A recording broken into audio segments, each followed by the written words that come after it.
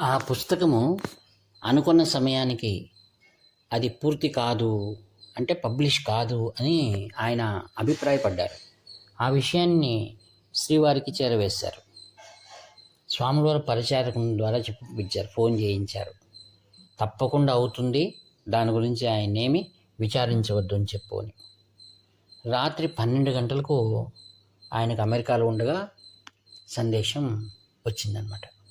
సరే దైవానుగ్రహం చూద్దామని. అది డిసెంబర్ మాసం కావున అంత అమెరికాలో సెలవులు ఉంటాయి, పబ్లిషర్స్ ఎవరు దొరకరు ప్రింట్ చేసేవాళ్ళు. అయినా ఒకసారి చూద్దామని ఒక పబ్లిషర్ దగ్గరికి వెళ్ళి మాట్లాడి, ఆయన ఏమన్నారంటే ఈయన తీసినటువంటి ఫోటోలు చూసి ఇవి క్వాలిటీగా లేవండి, దీన్ని ఎవరు కూడా అక్సెప్ట్ చేయరు అన్నారు. మరీ నిరాశ ఎదురైంది. సరే అని కిందికి వచ్చేసారు. అయితే వచ్చేటప్పుడు కార్ తాళాలు అక్కడ పెట్టేశాడు ఆఫీస్లో. ఆ రోజు మళ్ళీ పైనకి వెళ్ళగానే ఆయన కూడా ఆఫీస్ క్లోజ్ చేసుకుని వెళ్తున్నారు. ఆయన సండే అని ఎప్పుడైతే వెళ్తున్నట్టు మిమ్మల్ని పిలవాలనుకున్నాను, కూర్చోండి అన్నారు. ఆయన కూర్చొని ఒక మంచి ఫోటోగ్రాఫర్ పేరు చెప్పారట. చెప్పి ఆ స్టూడియోని మీరు కలవండి, వారు చక్కటి ఫోటోలు తీసి సరిచేసి మీకు ఇస్తారు.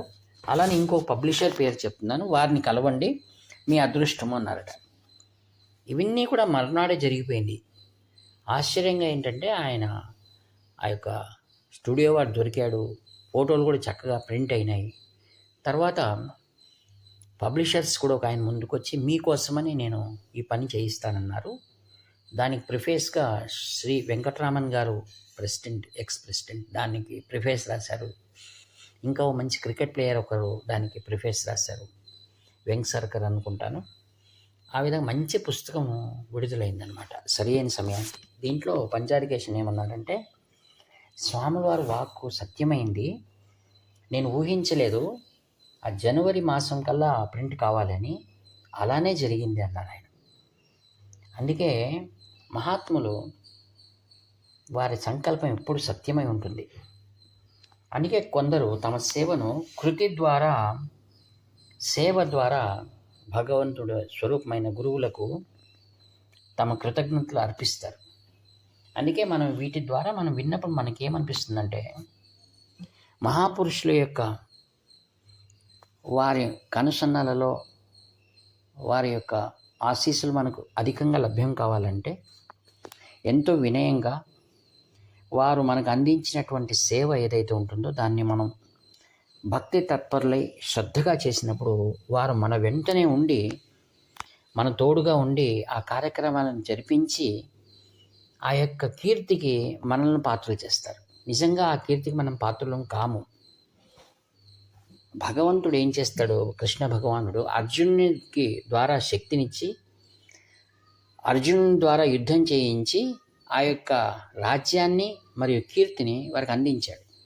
అందుకే భగవద్గీతలో విభూతి యోగంలో అంటాడు, పాండవానాం ధనంజయ అన్నాడు.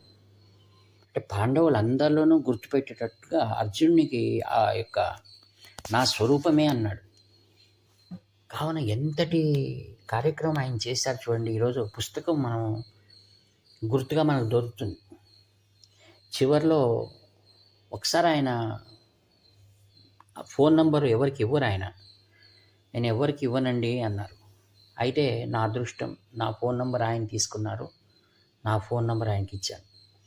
తర్వాత ఒకసారి ఆయన భూటాన్ దగ్గర సిలిగురి అని ఉంది, సిలిగురి ప్రాంతంలో ఆయన వెళ్ళినప్పుడు కంచి మఠం పనిపైనే అక్కడ ఆయనకు సివియర్ అటాక్ వచ్చింది, సివియర్ హార్ట్ అటాక్.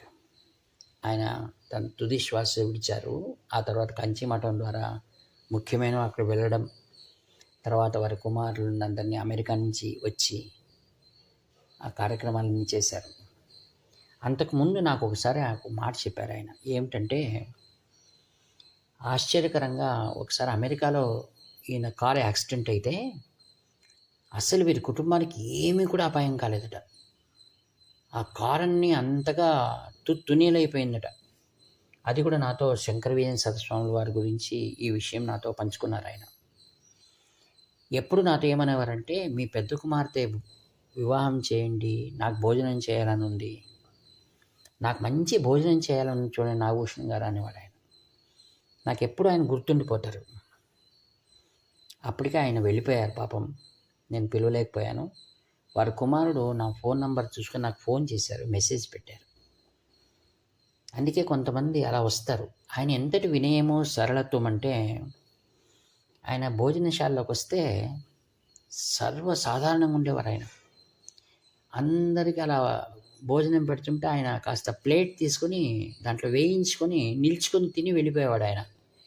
ఏం సార్ మీరు ఇంత ఒక బిచ్చం మాదిరిగా వేయించుకొని తింటున్నారు కదా అంటే, అబ్బాయి పర్వాలేదులేండి, దానికి ఏముంది, భోజనం కడుపు నిండితే చాలు అనేవారు. ఇవన్నీ మనకు ఏమనిపిస్తాయంటే, మనలో ఉన్నటువంటి ప్రౌడ్, గర్వం అన్నీ కూడా తొలగిపోతాయి. ఆ యొక్క సూర్యరశ్మి పడుతున్నట్టే కదిలిపోతాయి మేఘాలు అలా. అందుకే ఇవన్నీ మనకు ప్రిపరేషన్ లాగా ఉంటాయి. ఇవన్నీ శంకర విజయేశ్వర స్వాముల వారు ఆయన వెళ్ళినప్పుడు చాలా కాస్త మనసు ఆయనకు మౌనంగా ఉన్నది నేను గమనించాను. అంటే ఏంటంటే గొప్ప సైనికులు వెళ్ళిపోయినట్టు, సైన్యాధిపతులు. ధర్మ కార్యక్రమంలో వీరినందరినీ తయారు చేసిన వారు శ్రీ సత్యసాయి స్వామీజీ. మరి ఇటువంటి వాళ్ళందరూ కూడా చివరి శ్వాస వరకు కూడా భారతదేశంలో సమాజం అభివృద్ధి చెందాలి అనేటువంటిది వారినందరినీ తల్లిదండ్రులు ఎంత పుణ్యాత్మలో ఆత్మీయులారా. అందుకే మహాపురుషులు శిష్యుల్ని ఎందుకు చేరదీస్తారంటే, వారిని గొప్పగా మనం ప్రజెంట్ చేయాలని కాదు, వారు గొప్పగా ప్రజెంట్ కావాలి. They should be projected well. గురువు అనుకుంటాడు, మా శిష్యులు మంచిగా ఉండాలి, సమాజంలో మంచి కీర్తి సంపాదించాలి, మంచి సమాజ సేవ చేయాలి, భగవంతుని దగ్గర కావాలి. ఇది గురువుల యొక్క అపేక్ష.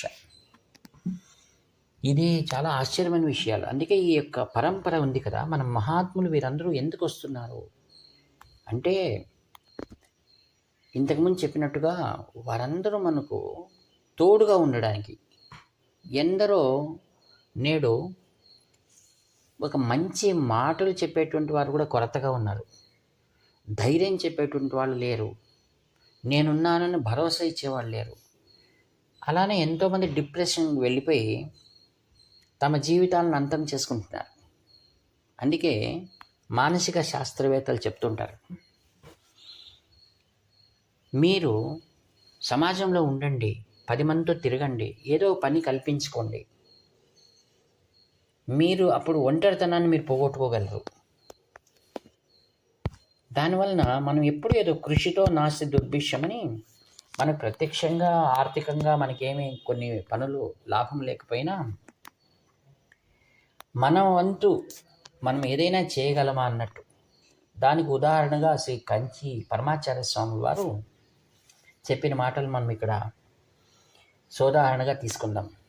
ఒకసారి కాంచి పరమాచార్య స్వామి దగ్గరికి ఒక పత్రికర్త వాళ్ళు వచ్చి అడుగుతారు, స్వామి ఇంత దూరం వచ్చి ఉన్నారు మీరు, అంటే దూర ప్రాంతాల్లో ఉండేవారు కదా, మీరు ఇంత దూరం ఉంటే జనాలకు ఎలా మీ దగ్గరికి వస్తారు, దానివల్ల వాళ్ళకి లాభం ఏమని అడిగినప్పుడు ఆయన అంటారు, ఎవరికి అవసరమో వాళ్ళ దగ్గరికి నేను వెళ్తున్నానన్నారు. నా దగ్గరికి వాళ్ళు వస్తున్నారు కొన్ని నిజమే, నేను కూడా కొందరి దగ్గరకు వెళ్తున్నాను.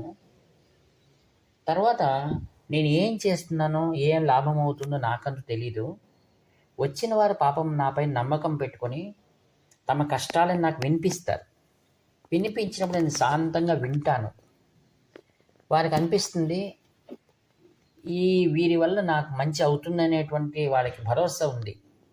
అయితే నేను వింటున్నాను కదా, ఈ జన్మించినందుకు ఇంతైనా నేను వారికి ఉపయోగపడుతున్నాను కదా, ఈ చెవులున్నందుకు వింటున్నాను కదా వారిది, ఇంతైనా ఈ శరీరం ఉపయోగపడితే చాలు అని వారు అన్నారు.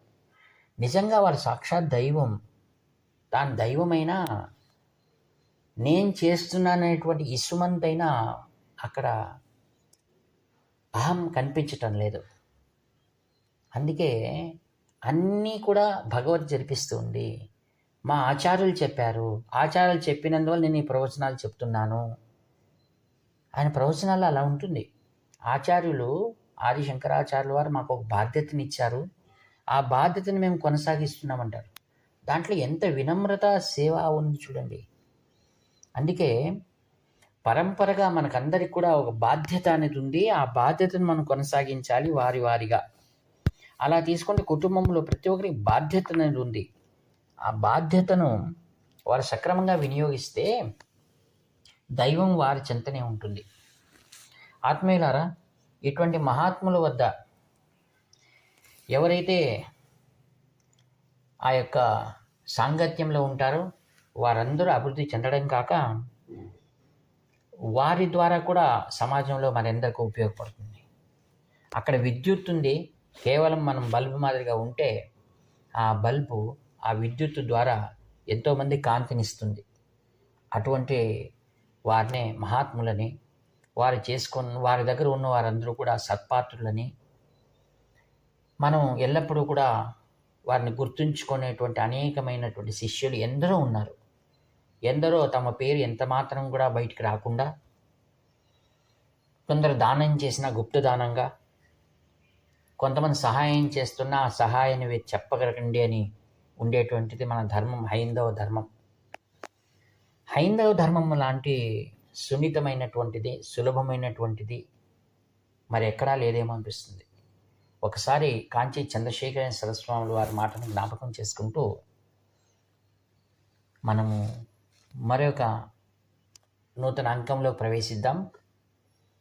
ఆత్మీయులారా, కాంచి పరమాచార్య స్వాముల వారు మన దేశంలో రాజులు లేరు ధర్మాన్ని కాపాడడానికేని. ఆ మాట నాకు మరలా గుర్తొస్తుంటుంది. అవును కదా, మనం రక్షించేవాడు ఎవడున్నాడు? రాజులు లేరే. ఇప్పుడు ప్రజలే పాలకులు ఎన్నుకోవాలి. మరి ప్రజలు పాలకులను ఎన్నుకునేటప్పుడు మనకు శాంతియుత జీవనాన్ని వీరు ఇవ్వగలరా?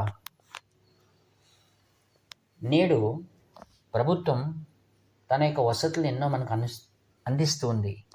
ఉదాహరణకు ఆహారం మరియు కరెంటు మరియు బస్సులో ఫ్రీగా వెళ్ళడం, ఇవన్నీ సామాజికంగా మనకు అందుతున్నటువంటి సౌకర్యాలు.